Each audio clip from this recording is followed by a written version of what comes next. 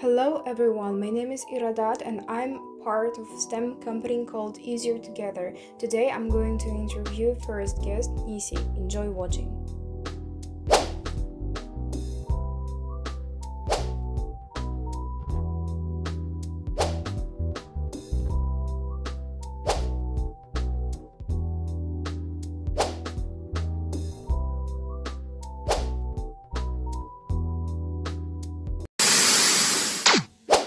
Okay, my name is Nissi. I'm from Ohio. I reside around Columbus, and I was accepted into the College of Arts and Sciences at Penn. And currently, I'm undecided, but I have interest in sociology and policy stuff too, and environmental science. And I'm excited to talk today. Thank you so much. Could you share your journey to getting accepted into this university? What steps did you take to prepare and apply? Okay, so the journey was definitely difficult and long, but worth it. So it started the summer before senior year.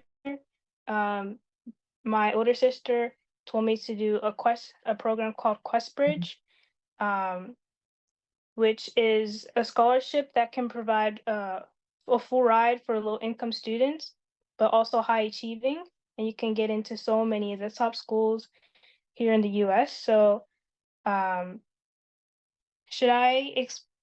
I'll I can touch more on that later, but in conjunction with that, I took the ACT test at the beginning of my senior year to try and raise my score, which I did, and also applied to some Common App schools in case I didn't get into Questbridge schools, and I also just tried to keep my grades up through senior year, and that is like kind of the premise of what I did, and I worked on a lot of writing, so much writing, and asked for recommendations from two teachers. Okay. Mm, What were your standardized test scores, SAT, ACT, like when you applied, and how did you prepare for these exams, and what scores did you have? I took the ACT. I did not take the SAT. So I took my first ACT the end of my junior year, and I scored a 28 composite score, I think, and my highest score was in math, which was a 32, and my other scores weren't really too good for my liking. I did not study before that, so I felt kind of unprepared. So what I did in the summertime going to my senior year, I did a program called Magoosh. Um, it gives you like you can either go at your own pace or you can do it by study plan that you can do that they have. So I had to do that consistently, and that brought up my reading and um, English. I forget what the other one was called, but I was able to bring those scores up from like 25 or 27, something like that, to 31s. And that brought up my overall ACT score to a 30. And should I talk about my APs and stuff? You can also, and could you please say, like, how did you prepare for these exams? So, I did not have any tutors or anything. I just did the program called Magoosh, um, and ACT practice tests along with that. I got some ACT practice tests online, and then I borrowed the ACT book from my friend. Um, but other than that, I did not do that. And the Magoosh application, you do have to pay a membership for that, and so or a fee for that, and my older sister paid for that application. Okay. So next question. Were there any particular extracurricular activities or clubs you were involved in during high school? How did these experiences contribute to your personal growth? So I'd say the biggest two were track and field. I wasn't very like gold star at anything, but two coaches really helped me. One coach in particular was a huge motivator for my mental health, and just morale, and I wrote about her in one of my college essays. And then the other one was my school social worker. So I'd meet with her periodically um, for over like 2.5 years while in high school. So she helped me with resources throughout high school and also my mental well-being. So besides from track, which was a time commitment, I did STEM at a community center, and the teacher there, um, I started attending STEM in 7th grade, and so throughout high school, he helped with resources also. The community center was also for kind of lower income uh, students in the area, and so along with that community center, I volunteered, and they have other programs there that I volunteered with, along with doing STEM. Okay, thanks. Great. So, can you describe your day or week in a high school life? How did you balance academics, extracurriculars, and personal activities? Um, So each year was so different. I'd say 9th grade was largely COVID.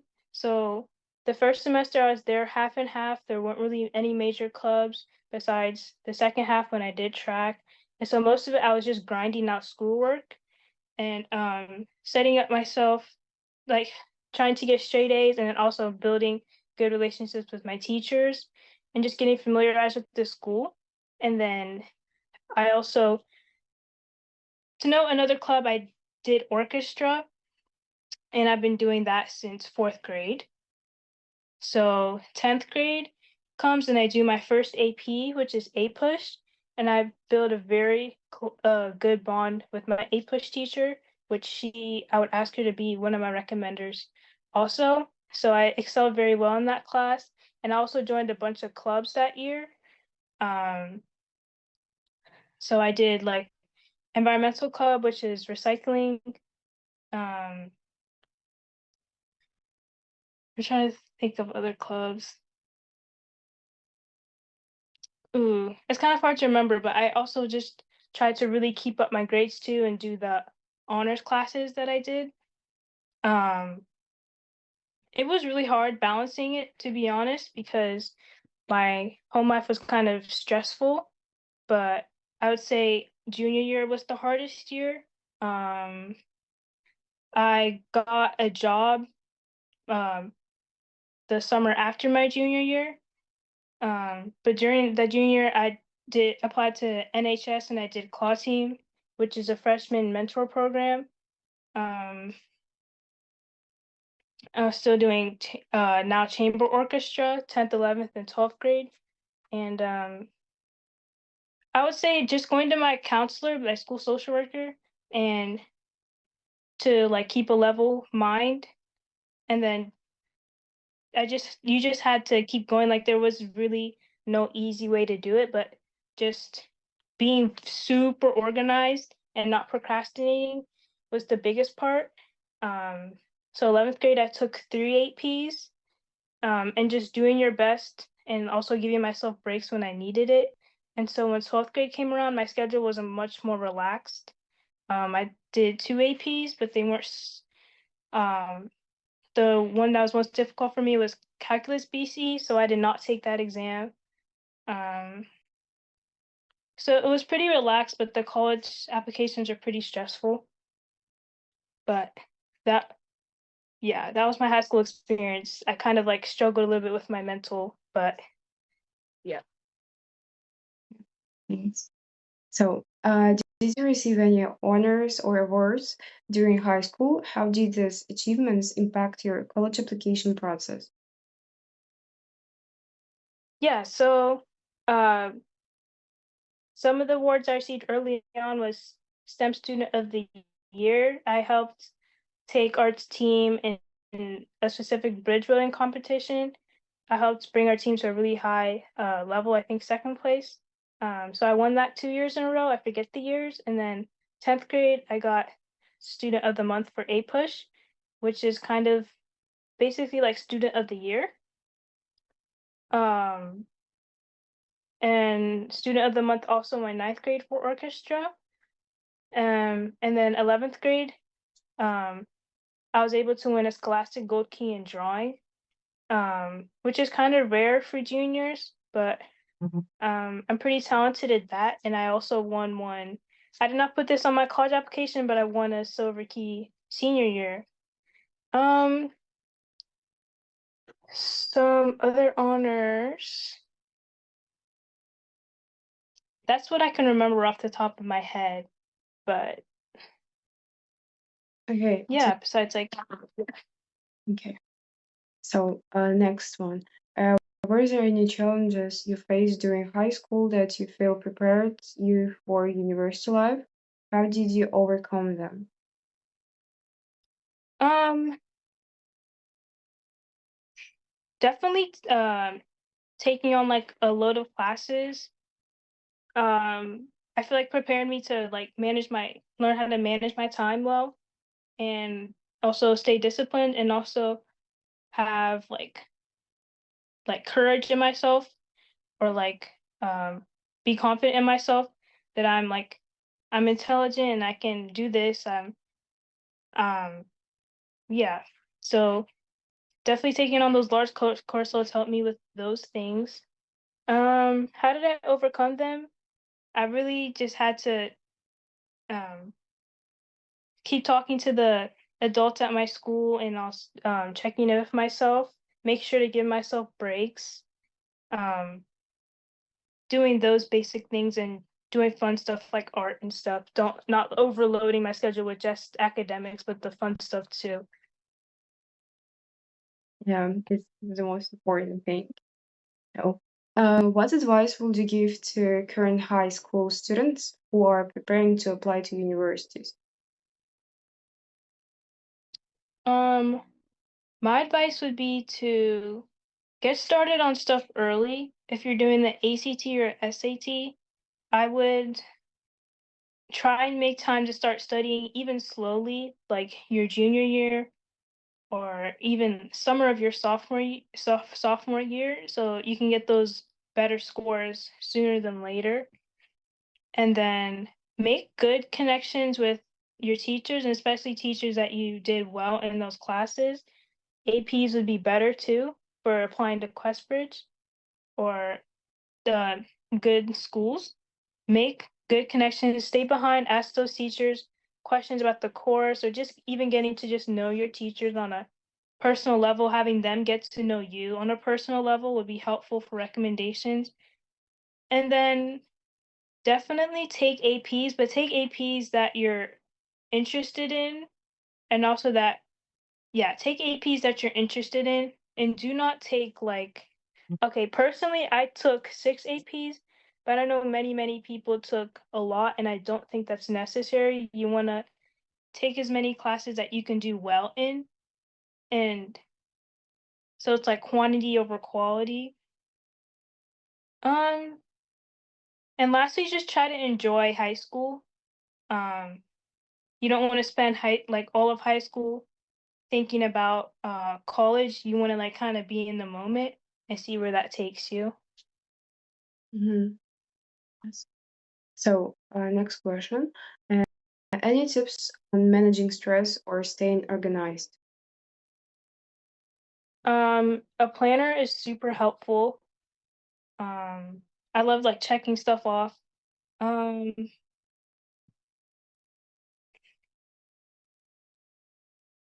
Okay. trying to like prioritize stuff, but do the stuff that's most important, like right then and there. Don't procrastinate. Um, taking breaks, but not too long breaks. Um, and just spending reasonable amount of time on things. And if your school uses a lot of paper and stuff, I use binders at the end of every quarter. I organize my papers into a binder. Um, and yeah, don't have your papers scattered in your book bag. But those are like the main tips I have. And listening to music. I always listen to music when I'm studying. Okay, great. So, did you have a mentor or someone who inspired you during your high school years? How did they influence your academic and personal development? Um, Actually, I'd like to add one more thing onto the last one. Partway through my high school career, worked with my school social worker, and I was able to get a plan put in place where I could ask for extensions and a different testing room if I needed it. That really helped with my anxiety moving forward. So if there's a way to like ask your school about that, that's super helpful, especially extended time on tests. So a mentor that really inspired me. Okay, I have a couple. I'd say my STEM mentor, for one, um uh he was an immigrant here, so he kind of worked from the bottom up. So he was just very influential to me in that aspect. And he just always had words of praise. And then my track coach, um, she helped really in like the sports aspect, which when you become strong in that aspect, that kind of helped in that overall aspect too. Um, my older sister, she was a Questbridge scholar also, so and also she's just a good person to talk to. And then last person would probably be my teacher, my APUSH teacher. I feel like when you have a teacher that's like passionate about the subject and also passionate about their students, it um, motivates you to work harder and just try to succeed for yourself. Um, yeah, just talking to all those people, it helped me in the mental aspects, which I'm pretty motivated in the academic aspect. So those two together really helped me thrive.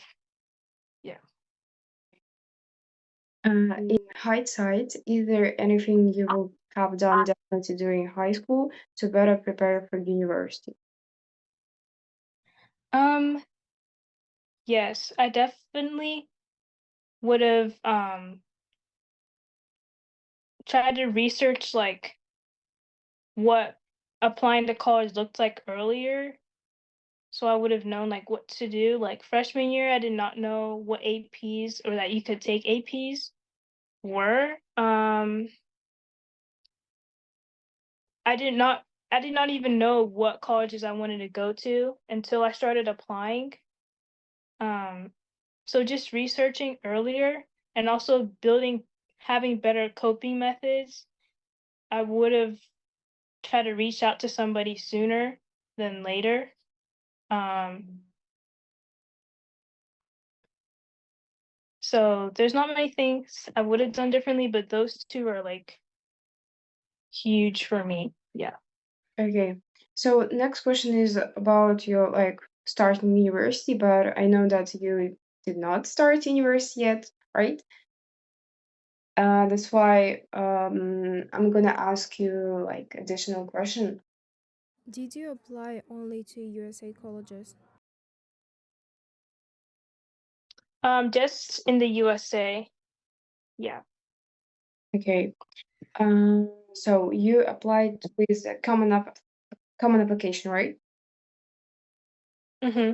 I did not get into the Common App schools, but I got into uh the three Questbridge schools that I mentioned. But doing this, I did Questbridge, but Questbridge is not international. It was still a little different. I think even like beyond the classes, the writing is really what sealed the deal for me to get into the scholarship or the schools. So maybe you don't have the AP stuff or like the mentor stuff, but if you're somebody that's good in writing and able to make a story out of something and like explain the situation, because it's completely okay to have a different situation than um it's yeah, that's completely okay. Like to be able to explain that. That is so crucial. Um, so that's what I would say. But yeah, in terms of the financial stuff, I don't have too much insight for that, but that was also pretty difficult for me too. Mhm. So I have a question, like, how did you write your like supplemental essay or say it personal statement essay? You had also a mentor or tutor, or you just wrote a moment from your life?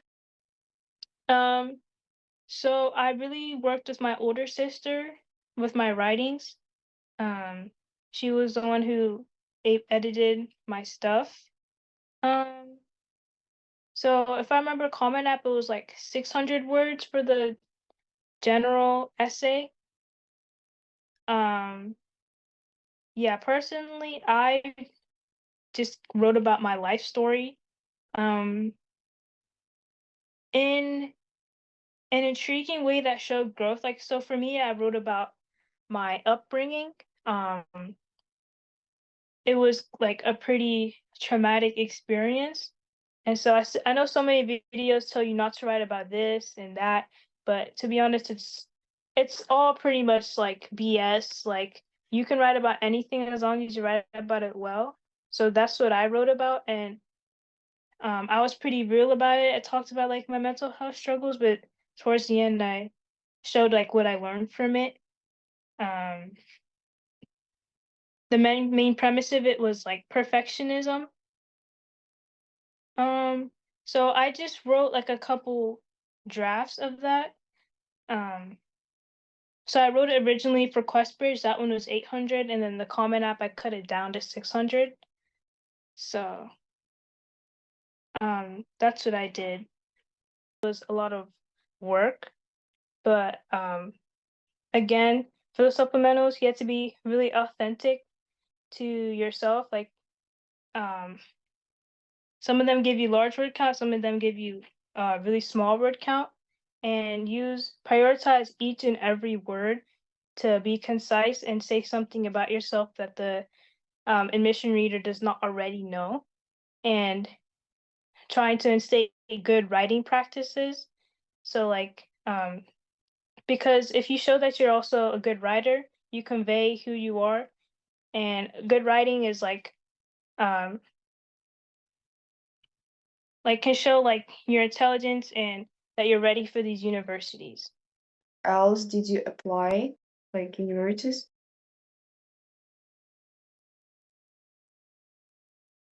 Um, you said where else did I apply in the US? Yes. Um, so through QuestBridge, I applied to 7 schools. And then Common App, I applied to 4. So QuestBridge, when I was a finalist, um, I completed supplementals for University of Southern Cal, Princeton, Duke, Rice, UPenn, Case Western. I think that's 7. And the way I rank them, I think you'll put them in the video. And then, so I did not match with the scholarship the first time around. So they rolled me into, I was able to roll into a regular decision for some of the schools. So that's how I got into UPenn and USC, and ultimately chose UPenn. Was UPenn your dream school? Okay, so I answer that question first. Penn was not my dream school. I actually did not think I would get into Penn at all.